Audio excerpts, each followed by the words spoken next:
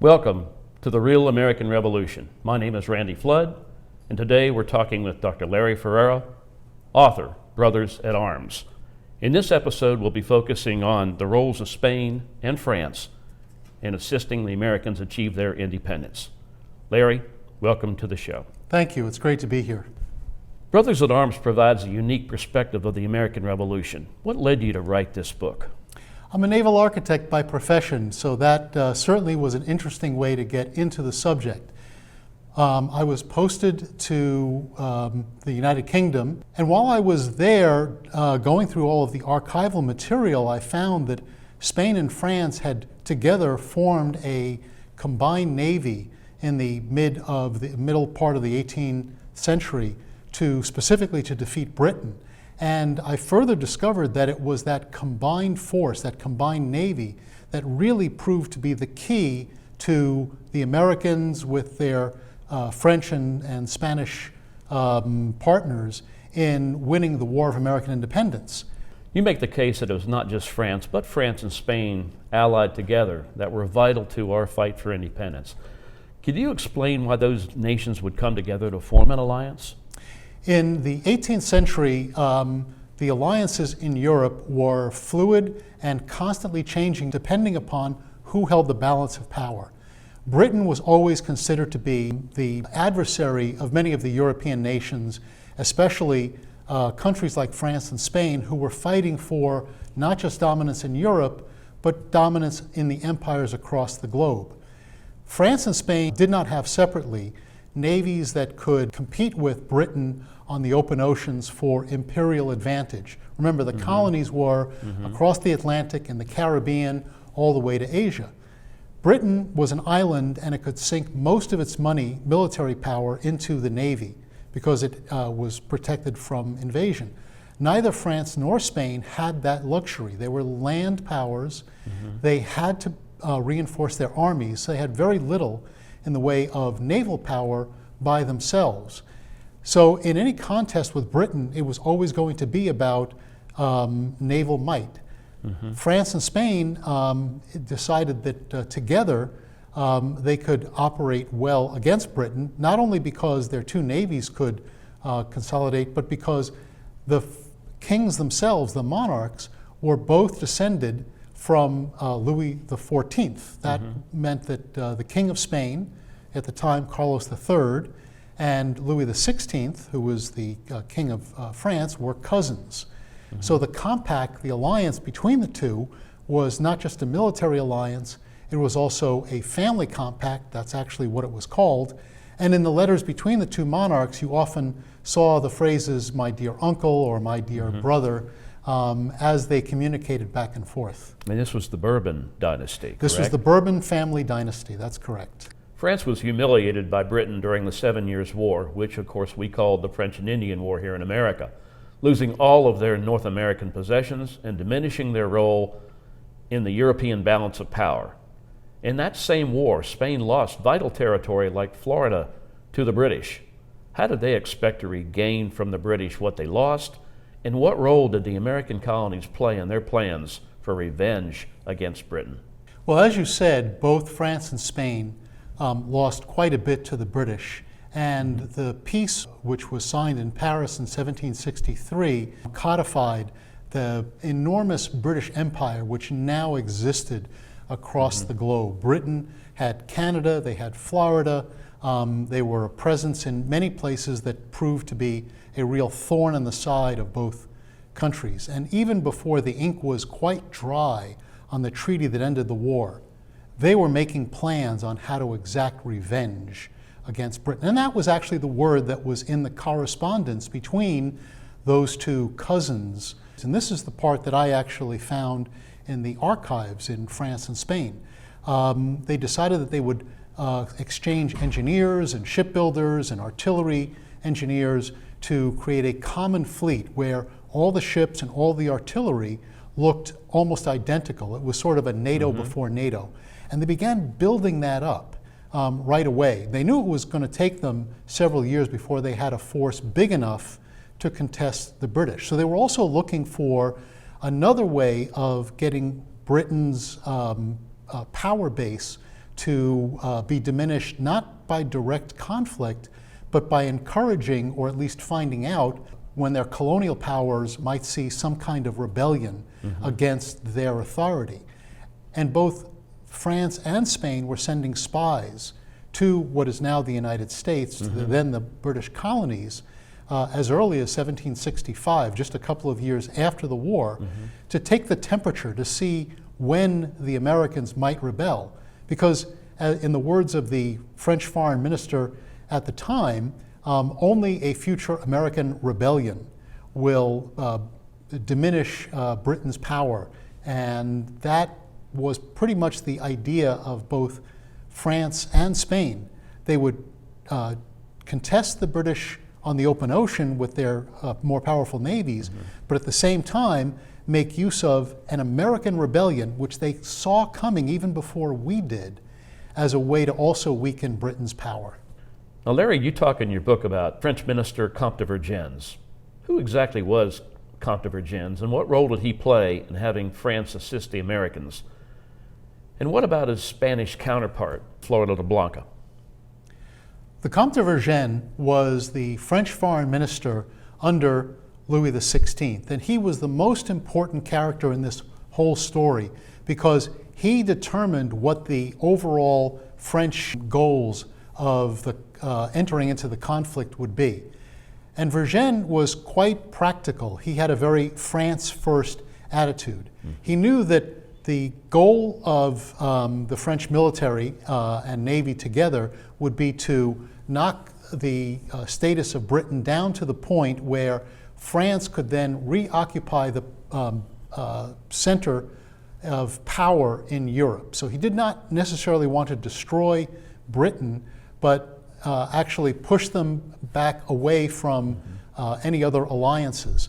So he had to not only help the American rebels who were fighting against Britain, but also keep juggling all the power politics that were going on in Europe at the same time. And this was an amazing juggling act because he did not want Britain to have any other allies, and during the entire war, they did not get any other military allies against the Americans. He was trying to keep Russia from interfering in European politics. He was also trying to keep Spain, who had its own interests, involved in the war, and that meant that his counterpart, who was the Spanish foreign minister, Floridablanca, also had to have his interests taken into account. Spain had very specific material and geographical interests. Its possession, Gibraltar, had been taken by the British many years before, and Spain wanted it back. So the goal of Spain in fighting Britain was always going to be recovering Gibraltar, also recovering several other territories that the British had, including the island of Minorca in the Mediterranean, and recovering Florida, because Florida was one of the keys to the Gulf of Mexico.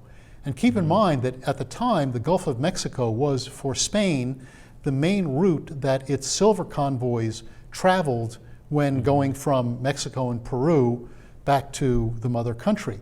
Having the British in any possession of territories around the Gulf of Mexico was an enormous thorn in the side for Spain. So Vergennes and Floridablanca had to balance their specific national interests in what they wanted to gain out of this war with their commitments to the American Revolution.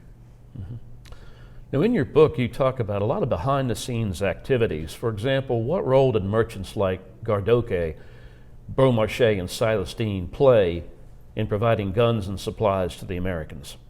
When the war broke out in 1775, both France and Spain did not have the naval capability of immediately going to war with Britain.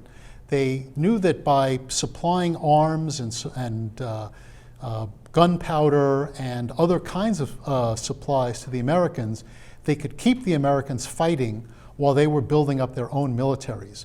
But they could not overtly provide any kind of materiel to the Americans without raising the ire of Britain and risking going into war.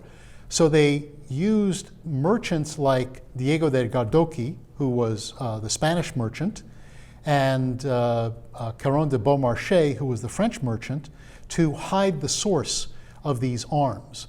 Now, in the case of the Spanish, those arms were being provided through the Spanish possession of New Orleans and Louisiana, and primarily traveling up the Mississippi River to help the Americans who were fighting in the Western Theater along the Mississippi all the way to Detroit. But for the Americans on the who were primarily involved on the East Coast, New York, Boston, etc., those arms were coming directly from France, and they were being done at the behest of the Continental Congress, who sent their envoy, Silas Deane, who was a merchant from New England, to negotiate for arms even before there was any kind of treaty arrangement with France. Deane has been largely left out of our American history books. Few people today even know who he is or what contributions he made to American independence. He did grow up in Connecticut. Born in Groton, he was the son of a blacksmith. He graduated from Yale, became an attorney, and a member of the Connecticut General Assembly. Now, Deane and Franklin were actually pretty good friends. In fact, it was Franklin who convinced the Continental Congress to send Deane over to France to solicit French aid, if possible, by seeking arms and supplies on credit. Franklin knew that Deane, if anyone, could make that happen. When Deane met Beaumarchais, things clicked between them immediately. They instantly liked each other, and what emerged was the smuggling company set up by Beaumarchais, Rodrigo Hortalis, that began to smuggle the arms, the ammunition, the tents, the uniforms, the money, the supplies to America. Most people did not really know that it was Deane, and not Franklin, who was the one most responsible for bringing most of the international military advisors to the American cause. Lafayette, DeKalb, Pulaski, and many others came as a result of Deane's efforts, in many instances long before Franklin arrived in France to assist Deane. In fact, Deane and Beaumarchais had been working together for well over 10 months before Franklin arrived in France in December of 1776. Silas Deane negotiated directly with Beaumarchais. All of this, keep in mind, with the tacit approbation of the French government in the form of Vergennes. And Vergennes not only provided the initial seed money for these arms purchases to be made by the Americans, because the Americans did not have the money at the time to front to Beaumarchais. Silas Deane was essentially handing them a letter of credit. The arms that Beaumarchais was able to collect from around France and bring to the United States, which included thousands and thousands of muskets, cannon, gunpowder, all the things that the Americans lacked, really helped turn the tide in the early part of the war against the British, who'd been winning almost all of the battles up until that point.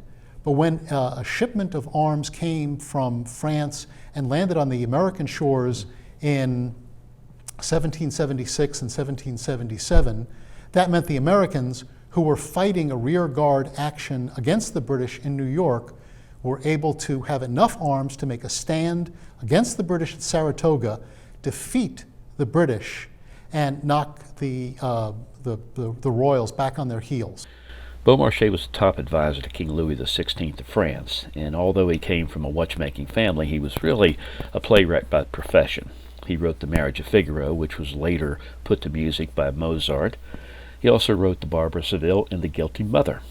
But his greatest contribution was really as an arms dealer, the ultimate French smuggler of French goods to America. Now, France didn't support the American independence because they believed in Mom, apple pie, and the flag, and freedom and justice. They backed our efforts because they wanted to seek revenge, to get back at England for being humiliated, really, in the 7 Years' War. And if France was successful in helping the American colonies break away from England, they would be helping establish 13 or more new economic trading opportunities. No longer would France or other nations be subject to the British Navigation Acts, which really controlled all American trade in the British colonies. Now, Beaumarchais knew this from the outset, and Deane knew it as well. Beaumarchais convinced the French king that the best way to help the Americans, hopefully without the British learning of French activity in this area, was really to quietly smuggle arms, ammunition, tents, uniforms, medicine, and money to the American colonies. The Americans would basically buy on credit. credit which they really didn't have.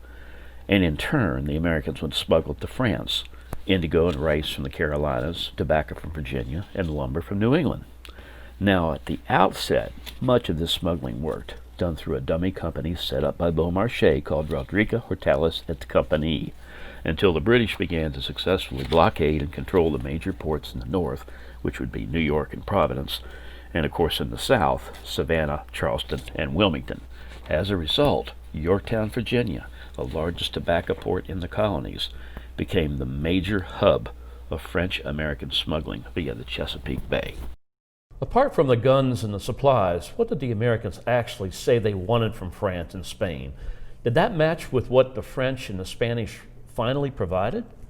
At first, the Americans wanted a navy, and they wanted only a handful of people to volunteer as engineers and artillery specialists.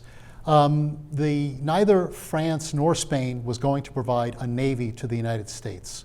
As it turned out, the Continental Navy, which was built specifically to make direct economic attacks against the British, turned out to be an annoyance and not in any way a significant impediment to British naval operations.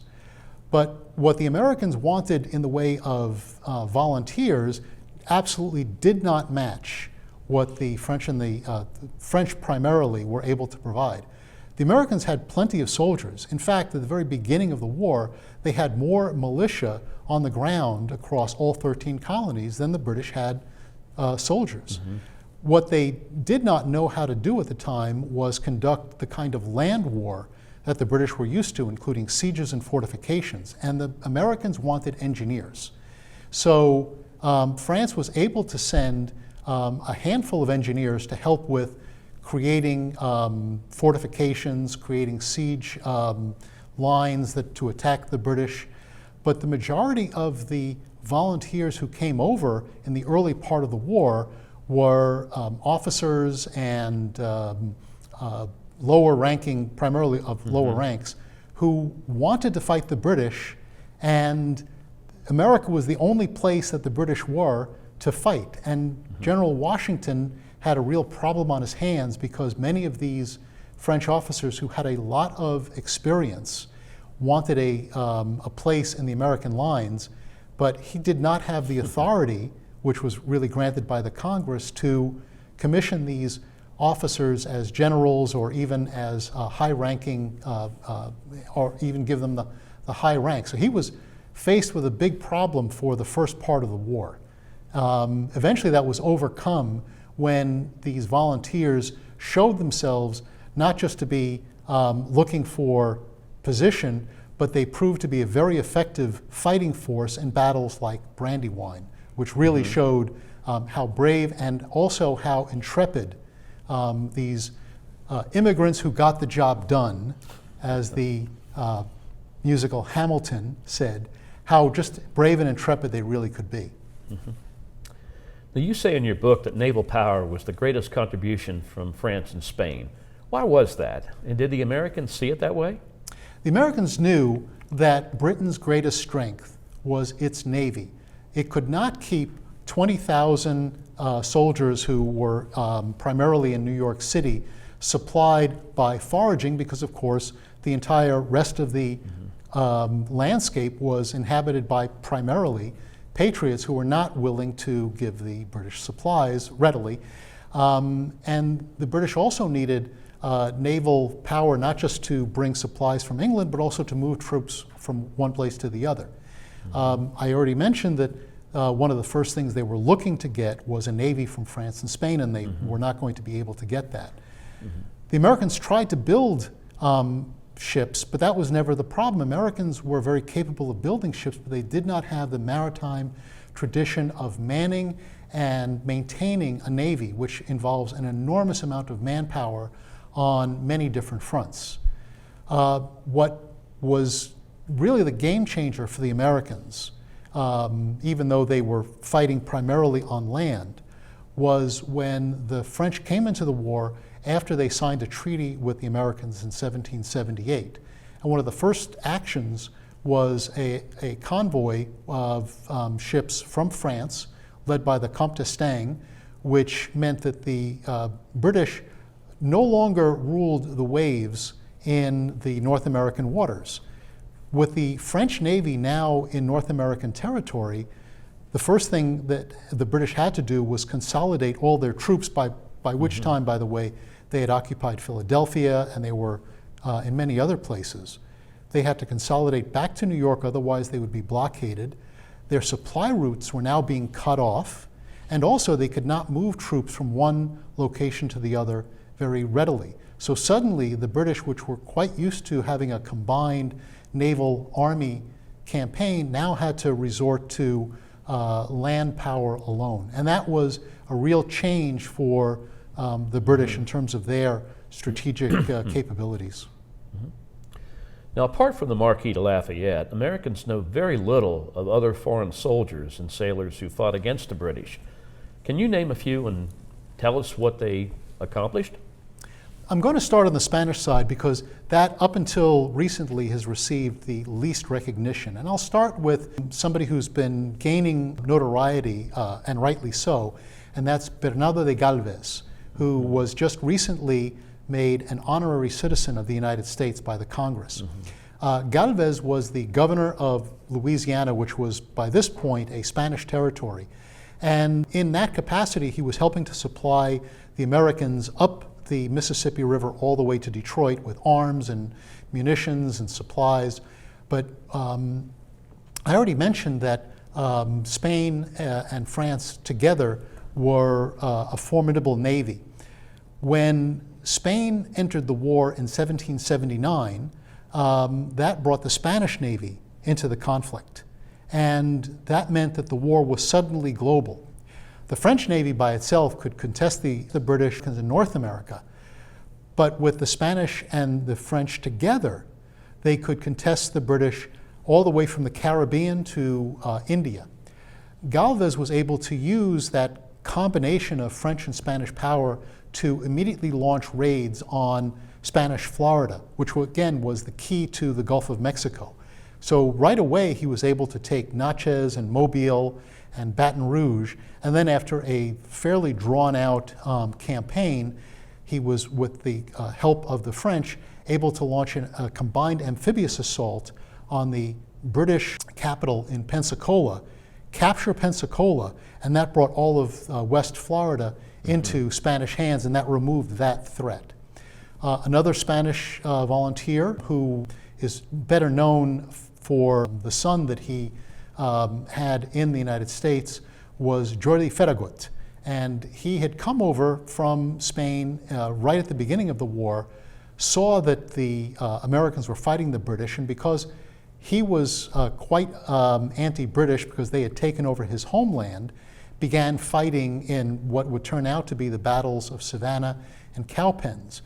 Jordi Ferragut's name is not known to the Americans, but his son David Farragut is known because he became the highest ranking admiral, or rather the first four-star admiral in the American Navy, and he was one of the heroes of the Civil War.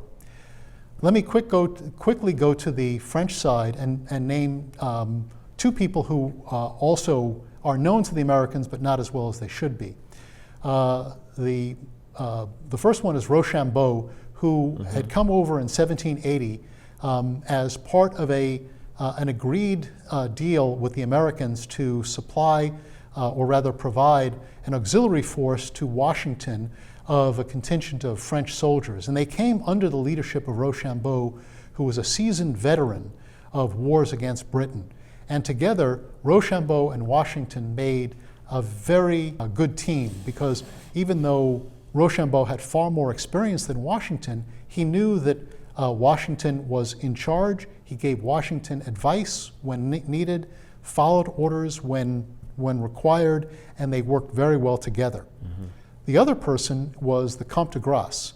De Grasse was a fighting admiral who had come over in 1781 from France, really with a fleet to protect the French possessions in the Caribbean. That's where the real strategic interest was. Most of the French colonial economy was based in the Caribbean, and it needed protecting from the British.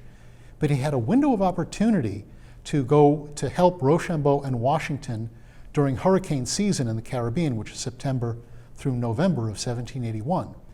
And he was able to lead his entire fleet to the Chesapeake, not only to begin offloading supplies to help them surround Cornwallis at Yorktown, which of course we know was the one of the first places the Americans were significantly able to bring force to bear against the British.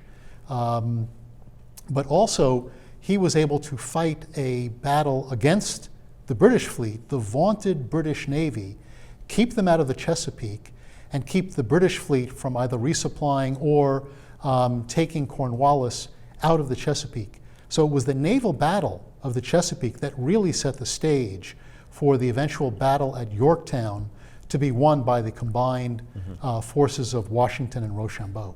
And otherwise, that's called the Battle of the Capes, as we also know it. Correct. Now, Larry, I understand from the very beginning that the French were somewhat reluctant. They had been defeated in the 7 Years' War. They were not supposed to rebuild their army. They were not supposed to rebuild their navy.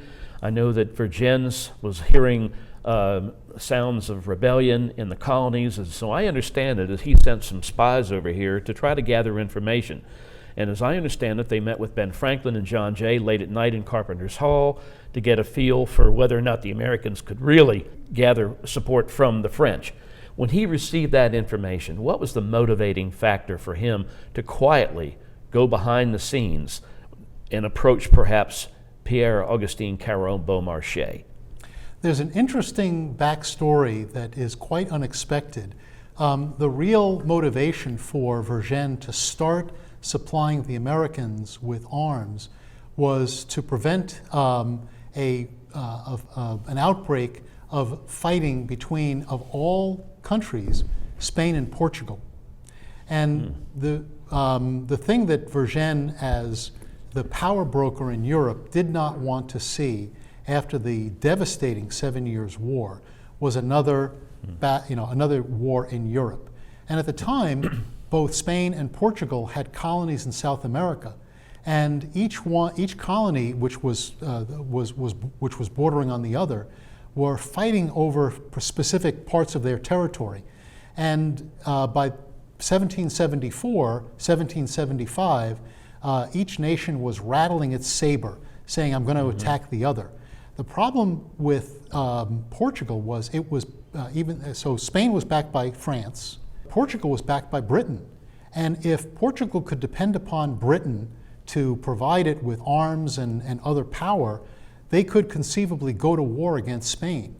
So Vergennes knew that if he could keep the Americans fighting against the British, because by this time the Americans were already starting their insurgencies, if he could keep the British occupied in North America, they wouldn't have the ability or the interest of supplying troops and arms and naval power to Portugal.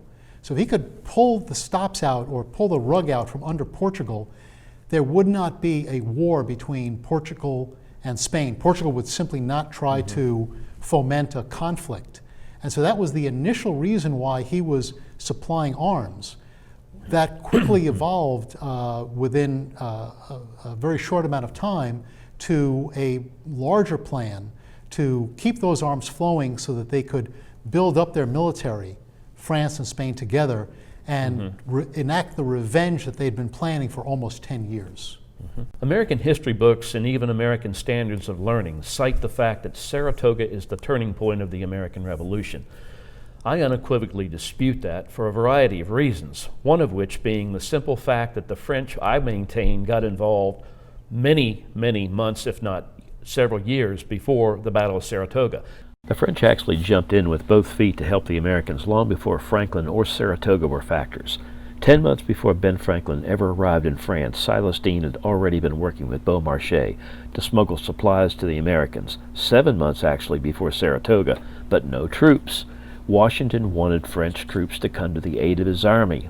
but his troops didn't feel the same way, and Comte de Vergennes knew that Americans and French could not get along, so he allowed Beaumarchais to send other forms of aid instead. After the British defeat at Saratoga, however, it provided leverage to Dean and Franklin to convince the king and Vergennes to send troops. The first French troops, however, failed twice to work with the Americans during the battles of Newport, Rhode Island in 1778 and Savannah in 1779, and although the French continued to supply the Americans with military aid, the Americans didn't win a single major battle after Saratoga for 35 months, just 1 month shy of 3 years. Now, granted, 90% of the arms that the Americans used at Saratoga were from the French and perhaps from the Spanish as well. But in fact, they did not commit troops until after Saratoga. Would you explain the importance of what the French did right before that led up to Saratoga to demonstrate the fact, if you agree, that in fact France and Spain got involved long before Saratoga? They were certainly involved in the Americans' eyes with providing the kinds of guns and gunpowder and other supplies necessary to keep the fight going. So when the Battle of Saratoga was fought, that gave Vergennes the pretext that he needed to commit an entire army and an entire naval force to the effort. Because even though the Americans had won at Saratoga, they'd been losing a lot of their other battles. And by this point in the war, the British knew that the French were already involved. And the one thing Vergennes could not tolerate was a reconstituted British Empire in North America, because that would threaten the French colonies in the Caribbean, which again was the source of a lot of their imperial wealth. So he knew that he had to commit French troops and a French naval force to keep the British out of North America. Saratoga simply gave Vergennes the pretext to make the decision to form an alliance that he'd already come to. To me, the real turning point of the war was the entry of Spain into the fight, because as I had already mentioned, it was always going to be a naval war, because if you're fighting Britain and it's the 18th century, it's a naval war because Britannia rules the waves. When Spain came in with France, the two navies were larger than the British Navy, and together they threatened not just the British in North America, they also threatened the British colonies in the Caribbean, which was also a major source of imperial wealth. They also threatened the British Isles themselves, that is an invasion. They threatened the British possessions of Gibraltar and Minorca. They threatened Britain all the way to India. Britain, because of the entry of Spain, meant that they had to divide their forces all over the globe, and they were overwhelmed. And it was that naval power, that combined alliance against a single power, which had no allies whatsoever in Europe, that really changed the nature of the war from a territorial conflict in a small chunk of North America to a global war. Let's talk about that Spanish-French invasion of England. Now, we know John Paul Jones, an American privateer, was basically charged with the responsibility of creating a diversion up at Whitehaven and to try to distract the British from where, in fact, an invasion might land. Admiral Cordoba was in the forefront of working with the Spanish and the French in invading England. Talk about that Spanish Armada. The original idea of invading Britain had actually been talked of and even attempted several times over the history of the French-Spanish Bourbon alliance. In 1762, they were actually contemplating an invasion as the way of knocking the British back on their heels. The problem was they could never coordinate their navies. By 1779, the two navies had been built up because of 10 years of preparation, of exchanging engineers and naval constructors and artillerymen, again, what I had first discovered when I did my initial research, to the point where they knew they could overwhelm the British forces in the Channel and potentially land troops on the British coast. So that was the initial plan, was going to be a knockout blow. The problem was, once they formed their navy, together and started to make their way up the coast to the English Channel, and in numbers that really would have been overwhelming, overmatching for the British. They were hit by an outbreak of dysentery, which turned out to be one of the worst outbreaks of the disease in over a century. And on confined ships, there is no avoiding the devastating effects of transmittable infectious diseases. Mm-hmm. That disease quickly laid low entire crews of entire ships, to the point where the commanding officer of the entire fleet, son, died because of the disease. His flagship was so devastated they had to strip other ships of their crew just to keep the flagship manned. By the time the fleet entered into British waters, they were floating hospitals. They couldn't fight, and they just had to disengage from the battle just to be able to maneuver home. And it was disease, not fighting, that really spelled the end of that attempted French-Spanish invasion. Now, before the French and Spanish alliance, Floridablanca was proposing a truce between the British and the French in return for Gibraltar. What was the importance of Gibraltar? Why was Spain so interested in acquiring or reacquiring Gibraltar? What you've brought up is, to me, one of the most interesting parts of this entire story. Every nation that fought in the war fought because they had a very specific interest that had nothing to do with American independence. France did not fight alongside the Americans and form an alliance because it felt bad for the Americans. It wasn't done out of altruism. Spain did not decide to fight in the war because it saw the American cause as being noble. Every nation entered into the war because it had a very specific national interest. Floridablanca's national interest, as you said, was to recover Gibraltar. Gibraltar, which is, of course, that little piece of Spain right at the mouth of the entrance to the Mediterranean from the Atlantic, or the entrance of the Atlantic from the Mediterranean, was a key strategic piece because it controlled a choke point, meaning all ships and traffic had to pass there.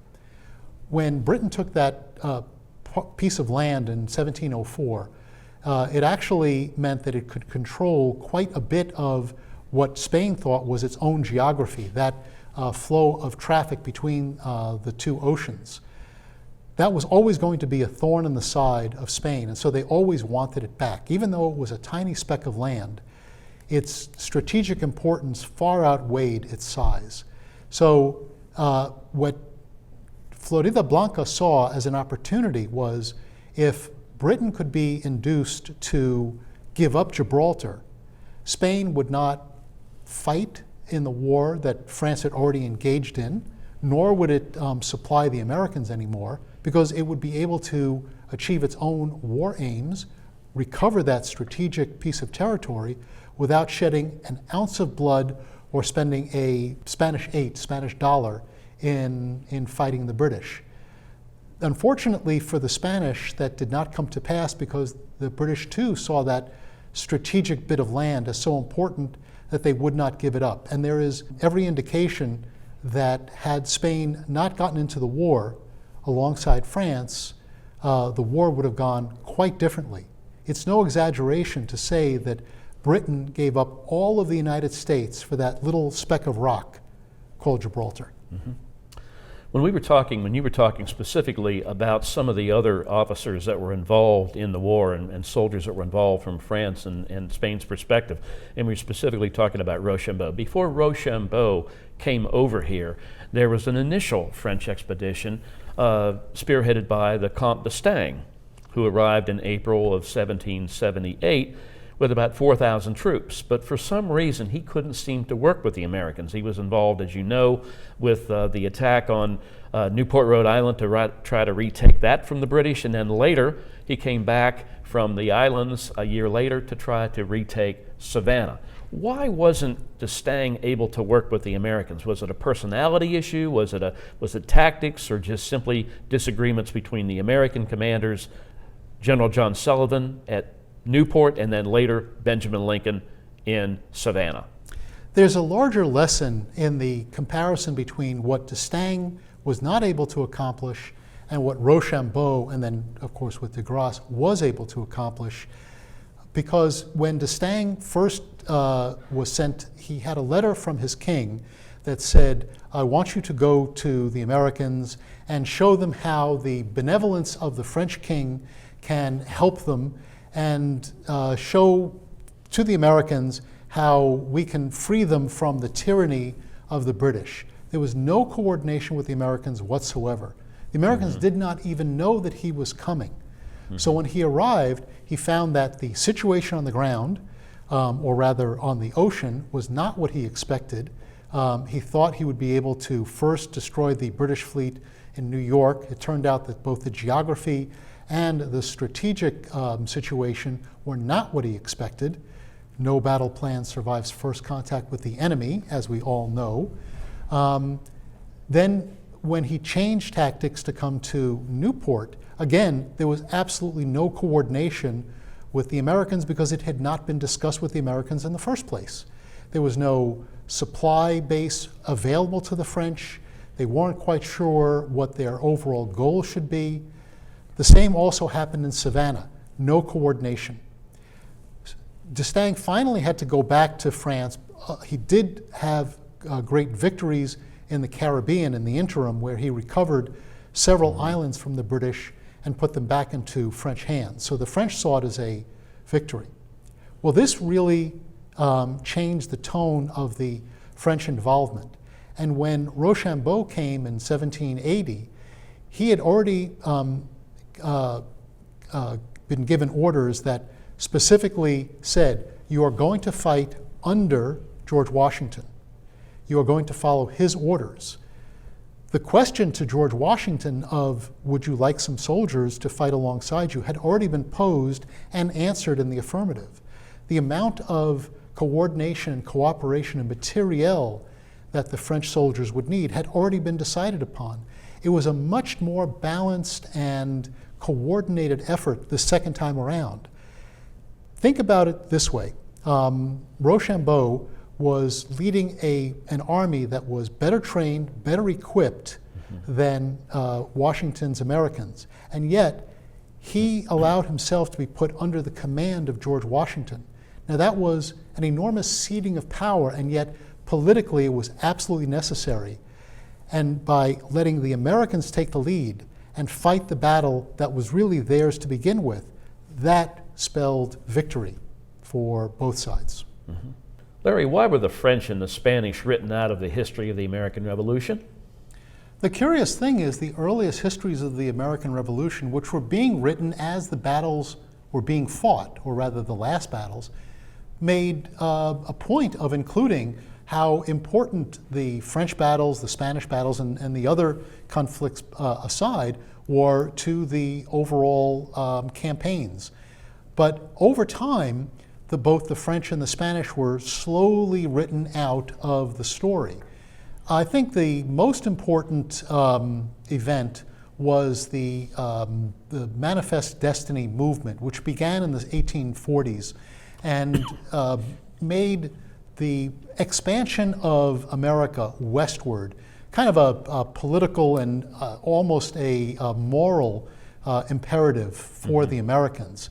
And if you think about what stood in the way of the westward expansion of the Americans, it was either the Spanish themselves or the remnants of their empire, Mexico in particular. And one historian in particular, George Bancroft, who really was the premier historian of the 19th century, wrote a 10-volume treatise of American history that was almost 1 million words and became the basis of almost everybody else's histories, was particularly vitriolic when it came to the Spanish. So as you saw other history books making reference to the roles of France and Spain, you saw Spain's role quite quickly being either lambasted or actually disappeared from the entire account. And of course, Lafayette, who had made a trip to the United States in the 1820s and really cemented his reputation as the hero of two worlds, his name became the unique one associated with foreign participation, specifically French. So it took those kinds of events to steadily diminish the roles of the foreign participants. Now, if you think about history as politics by other means, if you understand how our history is changing, today we are very much in a globalized economy, but we're also a lot more cognizant of the role that our own immigrants have played in our history. We're not just a nation who came from the British colonies, but we were, in fact, part of a set of empires, all of which had a role to play. That's why I think the histories that we're starting to see come out today, mine but many others, are playing up the roles of all these other participants, France and Spain in particular, in our overall history and specifically in the creation of our country. Well, what's the one takeaway, the one thing that Americans really need to know about the international dimension of the American Revolution? The myth that the American people fought the British and won independence by ourselves was always wrong, and it was never a good fit. It didn't describe who we were as a people, and it certainly does not describe who we are as a people today. America could not have won the war without France. France would never have fought the war without Spain. And it was only by this international coalition with America at its center were we able to gain a victory over a common enemy. And if you think about who we are today, the fact that America continues to be the centerpiece of international alliances that all work together to create a common good, that is what continues to mark us even today as the indispensable nation. Many states are beginning to form commissions to celebrate the 250th anniversary of American independence, which technically would go to, 2031 if we ended it near the Treaty of Paris and the Battle of Yorktown, the last significant battle in America. What should we be doing in America to recognize the contributions of Spain and France during that period? Should we begin to do events that relate to educating Americans about the role of France and Spain? The most important thing we can do for the year 2026 would be to re-envision the Declaration of Independence, which is the first thing that we're going to be celebrating, not as a signal to George III that we wanted independence, because that's not why the Declaration of Independence was written in the first place. The Americans knew that George III had already seen the Americans fighting to break away from America. He'd already gotten the memo. We didn't need to tell him. We didn't write the Declaration of Independence to tell the American citizens that we were becoming an independent nation, because keep in mind, all of the colonies sent their delegates to Philadelphia to declare for independence in the first place. So we knew. I would like to see the Declaration of Independence be re-envisioned in the history books, in the studies of everyone from college all the way to grade school, in discussions at the highest levels of academia and government, as a call to arms, as a signal to the French and the Spanish crowns that we were serious. We want to fight the British, we need your help, and we are now a sovereign nation asking your help to come alongside and fight us. Because when you read the descriptions of the debates leading to the Declaration, that's what becomes clear. every delegate understood that the Declaration was being written as a clear signal, an engraved invitation, saying, we know that you're not going to fight France and Spain in a civil war. So we're telling you that we are now an independent sovereign nation, and you can come alongside us and fight as you would with any other sovereign nation against that common enemy, the British Crown, and be assured that we will fight with everything we have and we will not give up. What did France and Spain gain, as well as what did they lose during the American Revolution? The interesting thing about the Treaty of, well, there were two treaties, Paris and Versailles, signed on the same day in 1783, that codified the end of the American Revolution, the War of Independence. And the reason it was signed is every single side got what it was looking for. Britain actually, in many ways, won the war in that they maintained their maritime empires. They'd already figured out that keeping the United States was a losing proposition. They could get what they were looking for simply by trade. So they were happy to keep their maritime power and maritime empires, which were in the Caribbean all the way to India. And by the way, a lot of the imperial vision was already shifting towards India and the Asian and the Asian regime as the next source of imperial wealth and power. So Britain got what it wanted. America, of course, got independence, so it got what it wanted. France saw Britain knocked back on its heels in Europe, so it regained its center of the balance of power in Europe. And Spain, although it did not recover Gibraltar, was able to recover Florida and Minorca and a few other territories, so it got what it wanted. There were also, by the way, two other nations involved. The Dutch Republic was part of the equation. They were able to retain their ability to navigate freely on the oceans, which is what they were fighting for. And even in India, the Kingdom of Mysore, which was allied with the French, for a short time was able to dictate terms to the British for their defeat. Now, that did not ultimately last, but for at least a brief period of time, every side got what it wanted out of the American Revolution. How did the American Revolution relate or impact the French Revolution? There was some effect from the spending of France on the war as a whole against Britain. It certainly ran into debt at the government level and was having trouble paying it back. But so was Britain also in debt at the same time. And Britain was able to pay down its debt because it had very strong financial controls that quickly paid down outstanding debt through government taxes and funding.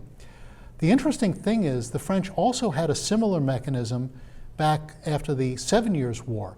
It restricted the amount of government spending. It paid down through taxes and other fees the debt of the 7 Years' War. So by the time of the American Revolution, it was actually debt-free. The same situation did not arise after the War of American Independence ended.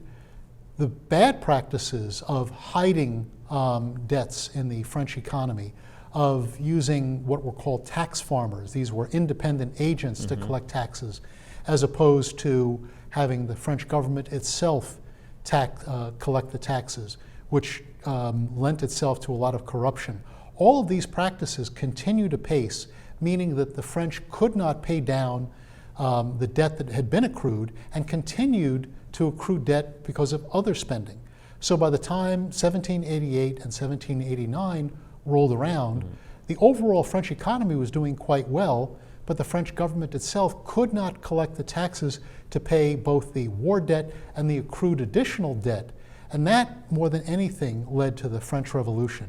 It had almost nothing to do with the American Revolution itself, either in terms of the debt or in terms of the idea that there was a revolutionary spirit sweeping across the countries. The curious thing also about the people who fought in the American Revolution and then went back to France is they fought for the French crown. So many of the officers who fought also during the French Revolution saw their allegiance not to the revolutionaries, but to the crown itself. Larry, thank you so much for joining us today. It's been my pleasure. Today we spoke with Dr. Larrie Ferreiro, author of Brothers at Arms, American Independence, and the Men of France and Spain Who Saved It. In subsequent interviews, we'll be discussing the men and women, battles and strategies and events of the real American Revolution. We'll examine the myths and the realities of what really happened in the real American Revolution. My name is Randy Flood. Thank you for watching.